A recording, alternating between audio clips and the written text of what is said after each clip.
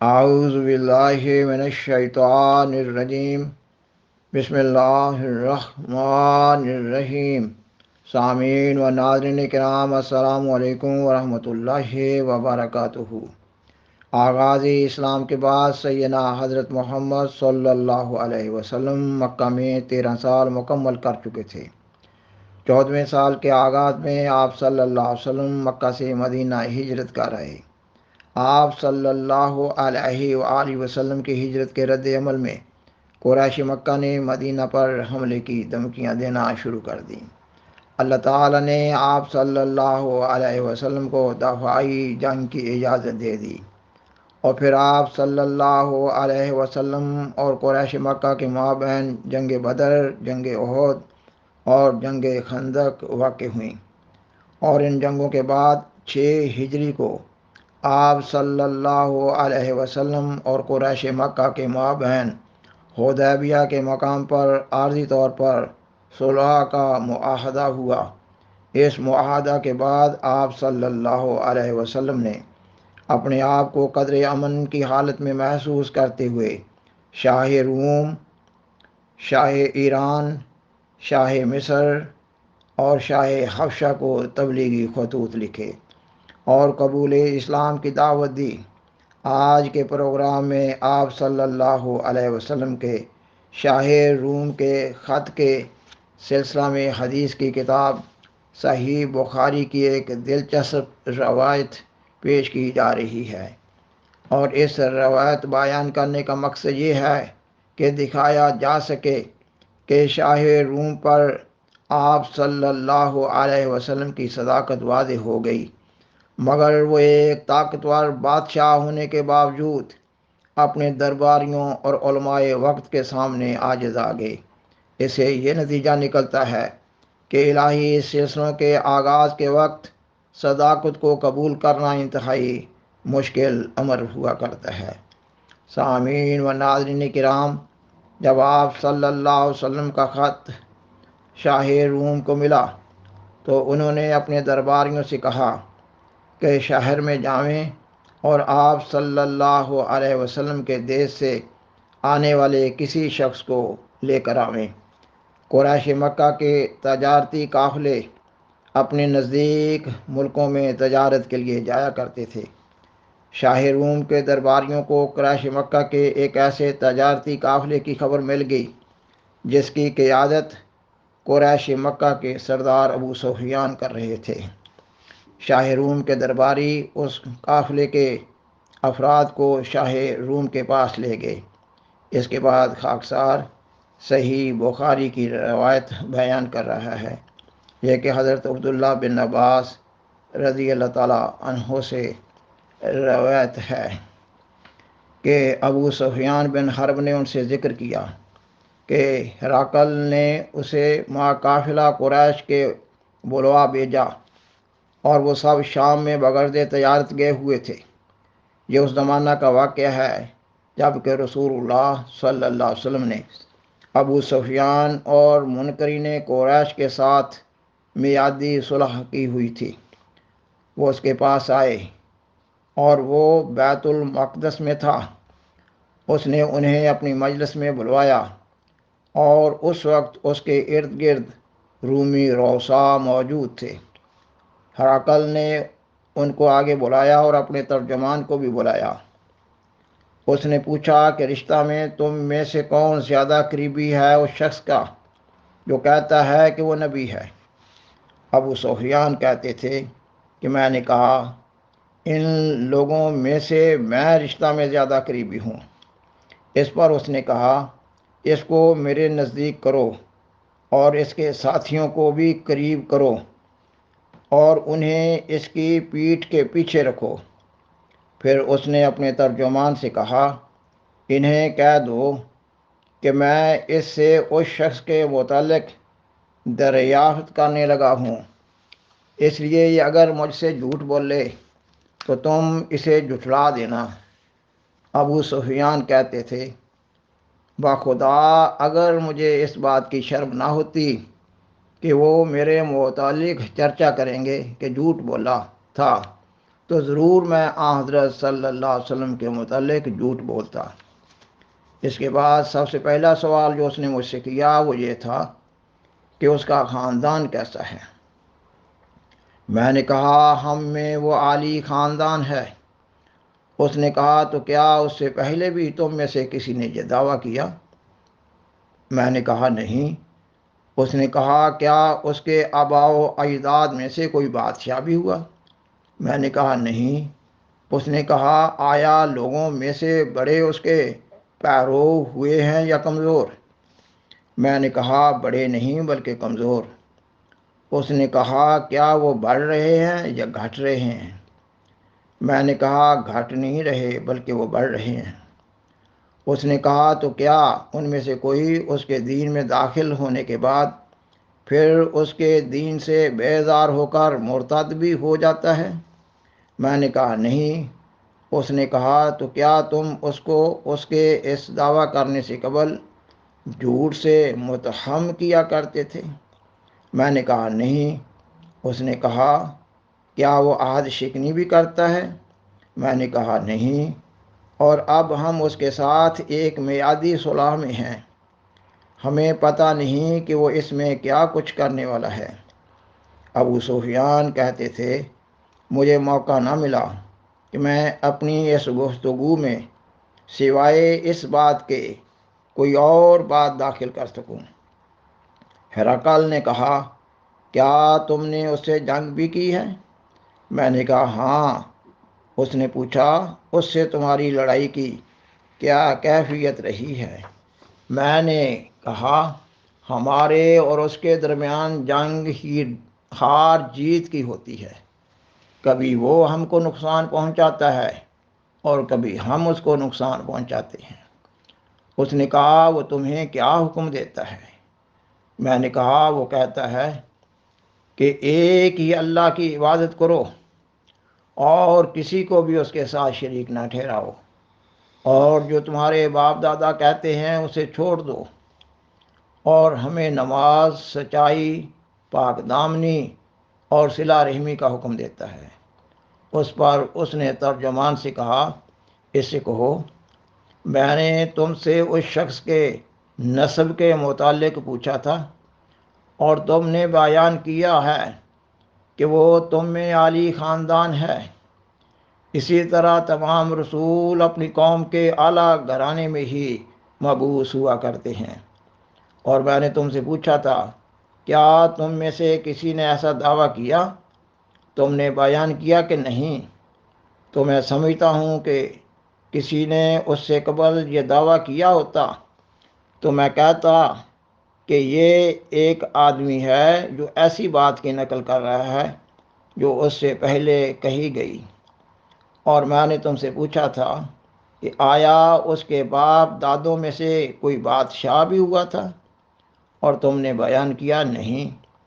میں نے کہا کہ اگر اس کے باپ دادوں میں سے کوئی بادشاہ ہوتا تو میں کہتا کہ یہ ایک آدمی ہے جو اپنے باپ کی بادشاہت چاہتا ہے۔ اور میں نے تم سے پوچھا تھا کہ کیا تم اس کو اس کے دعویٰ کرنے سے پہلے جھوٹ سے متہم کیا کرتے تھے؟ اور تم نے بیان کیا کہ نہیں، کیونکہ میں جانتا ہوں کہ یہ ہو نہیں سکتا کہ وہ لوگوں کے متعلق تو جھوٹ کو ترک کرے اور اللہ تعالیٰ پر جھوٹ بولے۔ اور میں نے تم سے پوچھا تھا کہ آیا بڑے بڑے لوگ اس کے پیرو ہوئے ہیں یا کمزور؟ تو تم نے بیان کیا کہ ان میں سے کمزور اس کے پیرو ہوئے ہیں، اور یہی لوگ رسولوں کے پیرو ہوتے ہیں۔ اور میں نے تم سے پوچھا تھا کہ وہ بڑھ رہے ہیں یا گھٹ رہے ہیں؟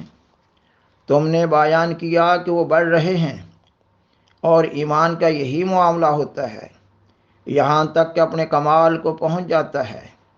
اور میں نے تم سے پوچھا تھا کہ آیا کوئی اس کے دین میں داخل ہو کر پھر اس کے دین کو ناپسند کرنے کی وجہ سے مرتد ہوتا ہے؟ تو تم نے بیان کیا کہ نہیں۔ اور ایمان کی بھی یہی کیفیت ہوتی ہے جب اس کی بشاشت دلوں میں رچ جاتی ہے۔ اور میں نے تم سے پوچھا تھا کہ کیا وہ عہد شکنی کرتا ہے؟ تو تم نے بیان کیا کہ نہیں، اور رسول ایسے ہی ہوتے ہیں، وہ عہد شکنی نہیں کیا کرتے۔ اور میں نے تم سے پوچھا تھا کہ وہ تمہیں کیا حکم دیتا ہے؟ تم نے بیان کیا کہ وہ تمہیں حکم دیتا ہے کہ تم اللہ کی پرستش کرو اور کسی چیز کو بھی اس کے ساتھ شریک نہ ٹھہراؤ، اور تمہیں بتوں کی پرستش سے روکتا ہے، اور تمہیں نماز، راستی، پاک دامنی کا حکم دیتا ہے۔ پس اگر جو کچھ تم کہتے ہو سچ ہے تو ان قریب وہ میرے ان قدموں کی جگہ کا مالک ہو جائے گا، اور میں تو پہلے ہی جانتا تھا کہ وہ ظاہر ہونے والا ہے، لیکن مجھے یہ گمان نہ تھا کہ وہ تم عرب لوگوں میں سے ہوگا۔ اور اگر مجھے علم ہو کہ میں اس تک صحیح سلامت پہنچ جاؤں گا تو میں ضرور اس کی ملاقات کے لیے مشقت بھی برداشت کرتا، اور اگر میں اس کے پاس ہوتا تو اس کے پاؤں دھوتا۔ اس کے بعد ہرقل نے رسول اللہ صلی اللہ علیہ وسلم کا وہ خط منگوایا جو آپ نے دہیہ کلبی کے ہاتھ بصرہ کے حاکم کو بھیجا تھا، اور پھر حاکم بصرہ نے وہ خط ہرقل کو پہنچا دیا تھا۔ اس نے اس کو پڑھا، یعنی سیدنا حضرت محمد صلی اللہ علیہ وسلم کے خط کو ہرقل نے پڑھا، اور اس میں یہ تھا: اللہ کے نام کے ساتھ جو رحمان اور رحیم ہے، محمد کی طرف سے جو کہ اللہ کا بندہ اور اس کا رسول ہے، ہرقل شاہ روم کی طرف، سلامتی ہو اس پر جو راستے کی پیروی کرتا ہے۔ اس کے بعد میں تجھے اسلام کی دعوت دیتا ہوں، مسلمان ہو جا، تو سلامت رہے گا، اللہ تجھے تیرا اجر دوہرا دے گا۔ اگر تو نے منہ پھیرا تو یقیناً تیری رعایا کے گناہ کا وبال بھی تجھ پر پڑے گا۔ اے اہل کتاب، آؤ اس بات کی طرف جو ہمارے اور تمہارے درمیان مشترک ہے، وہ یہ کہ ہم اللہ ہی کی عبادت کریں اور اس کے ساتھ کسی کو بھی شریک نہ ٹھہرائیں، اور نہ ہم اللہ کے سوا ایک دوسرے کو رب سمجھیں۔ پس اگر وہ اس سے روگردانی کرے تو تو انہیں کہہ دے، گواہ رہو کہ ہم اللہ تعالیٰ کے فرما بردار ہیں۔ ابو سفیان نے کہا کہ جب ہرقل جو کچھ اس نے کہنا تھا کہہ چکا اور خط کے پڑھنے سے فارغ ہوا تو وہاں بہت شور ہوا اور آوازیں بلند ہوئیں، اور ہمیں وہاں سے نکال دیا گیا۔ جب ہم نکال دیے گئے تو میں نے اپنے ساتھیوں سے کہا، ابو کبشہ کے بیٹے کا معاملہ اہمیت اختیار کر گیا ہے، اس سے تو رومیوں کا بادشاہ بھی ڈرتا ہے۔ اور مجھے اس وقت سے یقین ہو گیا تھا کہ آپ صلی اللہ علیہ وسلم ضرور غالب ہو جائیں گے، یہاں تک کہ یہ وقت آیا جب خود اللہ نے اسلام کو مجھ میں لا داخل کیا، اور ابن ناطور جو کہ بیت المقدس کا حاکم اور ہرقل کا دوست تھا، شام کے عیسائیوں کا بشپ تھا، وہ بیان کرتا تھا کہ ہرقل جب بیت المقدس میں آیا تو ایک دن جو صبح اٹھا، اس کی طبیعت نہایت اداس تھی۔ اس کے کسی بطریق نے کہا، یعنی فوجی جرنیل نے اس سے کہا، ہم آپ کے چہرہ کو متغیر پاتے ہیں۔ ابن ناطور کہتا تھا، ہرقل علم نجوم کا بہت ماہر تھا، ستاروں کو دیکھ کر حوادث کا پتہ لگایا کرتا تھا۔ اس لیے جب انہوں نے اس سے پوچھا تو اس نے ان سے کہا کہ آج رات جب میں نے ستاروں میں غور کیا تو میں نے ختنہ کرنے والوں کے بادشاہ کو خواب میں دیکھا کہ وہ ظاہر ہو گیا ہے۔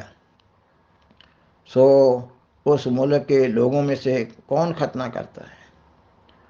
انہوں نے کہا، سوائے یہود کے کوئی ختنہ نہیں کرتا، اور ان کی حالت آپ کو فکر میں نہ ڈالے۔ آپ اپنے علاقہ میں احکام جاری کریں کہ اس میں جو یہودی ہیں ان کو مار ڈالیں۔ ابھی وہ اسی مشورے میں ہی تھے کہ ہراکل کے پاس ایک آدمی لایا گیا جس کو غسان کے بادشاہ نے بھیجا تھا تاکہ وہ رسول اللہ صلی اللہ علیہ وسلم کا حال بتلائے۔ جب ہراکل اس سے دریافت کر چکا تو اس نے کہا، جاؤ دیکھو آیا وہ مختون ہے یا نہیں، یعنی اس شخص کا ختنہ کیا ہوا یا نہیں۔ اس پر انہوں نے اسے دیکھا اور ہراکل کو بتلایا کہ وہ مختون ہے، اور اس سے عربوں کے متعلق پوچھا تو اس نے کہا وہ لوگ ختنہ کرتے ہیں۔ تب ہراکل نے کہا، تو پھر وہ بادشاہ جو میں نے خواب میں دیکھا اسی قوم کا ہے؟ وہ تو ظاہر ہو چکا۔ اس کے بعد ہراکل نے اپنے ایک دوست کو جو روم میں تھا اور علم میں اس کا ہم پایا تھا اس کے متعلق لکھا، اور ہراکل نے ہمس کی طرف کوچ کیا، اور ابھی ہمس سے گیا نہیں تھا کہ اس کو اس کے دوست کا خط ملا کہ وہ نبی صلی اللہ علیہ وسلم کے ظاہر ہو جانے کے متعلق اس سے متفق ہے، اور یہ کہ وہ یقیناً نبی ہیں۔ اس پر ہراکل نے سرداران روم کو ہمس میں اپنے ایک محل میں اکٹھا ہونے کے لیے فرمان جاری کیا، اور جب وہ آگے تو حکم دیا کہ دروازے مقفل کر دیے جاویں۔ چنانچہ وہ مقفل کیے گئے۔ اس کے بعد وہ اوپر سے جھانکا اور کہا، اے رومی لوگو، کیا تمہیں اپنی بہبودی اور بلائی کی خواہش ہے، اور کیا تم چاہتے ہو کہ تمہاری بادشاہت قائم رہے؟ تو پھر تم اس نبی کی بیعت کر لو۔ اس پر وہ دروازوں کی طرف جس طرح جنگلی گدھے بھاگتے ہیں بھاگے، مگر انہوں نے دروازوں کو بند پایا۔ جب ہراکل نے ان کی یہ نفرت دیکھی اور ان کے ایمان سے مایوس ہو گیا تو اس نے کہا، انہیں میرے پاس بھیج دو، اور کہا، میں نے جو بات ابھی کہی تھی وہ تو اس لیے کہی تھی تا میں آزمائش کر لوں کہ تم اپنے دین میں کہاں تک مضبوط ہو۔ سو میں نے یہ بات دیکھ لی۔ تب وہ اس کے سامنے سجدہ بجا لائے اور اس سے راضی ہو گئے، اور یہ ہراکل کی آخری حالت تھی۔ سامعین و ناظرین کرام، بالآخر درخواست ہے کہ برائے مہربانی اس پروگرام کو دوسروں سے شیئر کریں، اور حاضرہ کرم اس چینل کو سبسکرائب کریں۔ جزاکم اللہ تعالی احسن الجزا، وآخر دعوانا ان الحمد للہ رب العالمین۔ شکریہ۔